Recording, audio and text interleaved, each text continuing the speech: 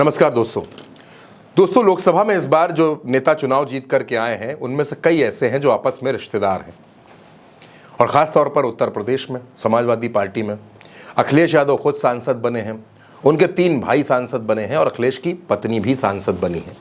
यानी लोकसभा में अखिलेश यादव और उनकी पत्नी एक साथ नजर आएंगे और अगर दोनों की सीट भी आसपास की अलॉट हो गई तब तो ये बात और भी ज़्यादा देखने वाली होगी। यानी अब पति पत्नी मिलकर भारतीय जनता पार्टी को और एनडीए की सरकार को घेरेंगे, तमाम मुद्दों पर घेरने का काम करेंगे। दोस्तों ये पहला मौका है जब अखिलेश और डिंपल एक साथ एक ही सदन में होंगे। इससे पहले भी दोनों पिछली बार सांसद जरूर बने लेकिन दोनों एक साथ सदन में रह नहीं सके। दरअसल 2019 में अखिलेश यादव सांसद बने और डिंपल यादव चुनाव में हार गई, लेकिन अखिलेश यादव ने आजमगढ़ की सीट से इस्तीफा दे दिया। जब 2022 में वो विधायक बन गए करहल से, तो फिर उस सीट पर उपचुनाव हुआ और वहाँ पर धर्मेंद्र यादव की हार हुई। आपको भी पता, निरहुआ वहाँ जीते। लेकिन इस बीच मुलायम सिंह यादव का निधन हो गया। निधन के बाद मैनपुरी में उपचुनाव हुआ, तब मैनपुरी में उपचुनाव जीतकर डिंपल यादव सांसद बनी। यानी दोनों पिछली बार सांसद तो बने लेकिन सदन में साथ साथ रह नहीं सके। लेकिन 2024 में यानी इस बार ऐसा मौका है जब दोनों अखिलेश यादव और डिंपल यादव सदन में एक साथ होंगे।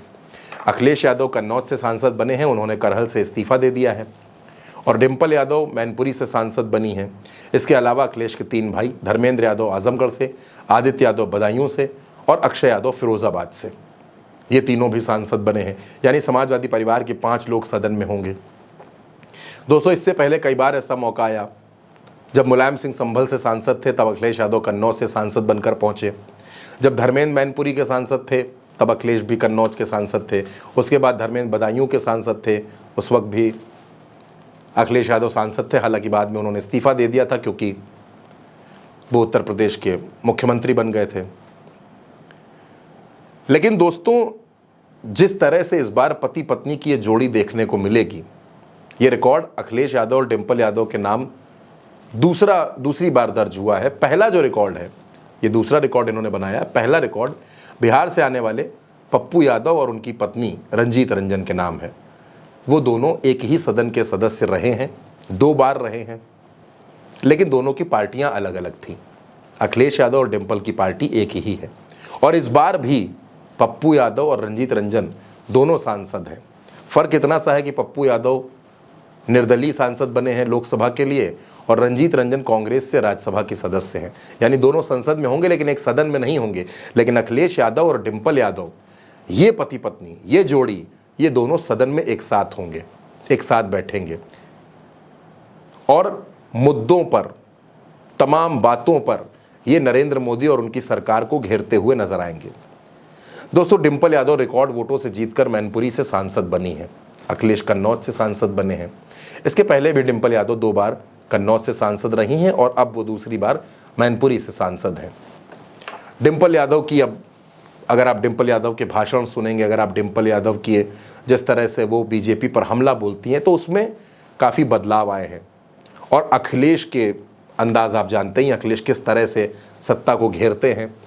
दोस्तों ये देखना बड़ा दिलचस्प होगा कि जब एक ही पार्टी में 2 पति और पत्नी दोनों हैं और दोनों सांसद बन गए हैं और दोनों सदन में बैठेंगे, तो ये देखना हर किसी के लिए बेहद सुखद भी होगा और हर कोई ये देखना चाहेगा कि आखिर दोनों की केमिस्ट्री सदन के अंदर कैसी रहती है, दोनों के अंदर सदन में बातचीत कैसी रहती है और ये पति पत्नी की जोड़ी मिलकर भारतीय जनता पार्टी की कितनी मुश्किलें बढ़ाती है। क्योंकि दोस्तों उत्तर प्रदेश में समाजवादी पार्टी को इस बार सबसे ज़्यादा सीटें मिली हैं।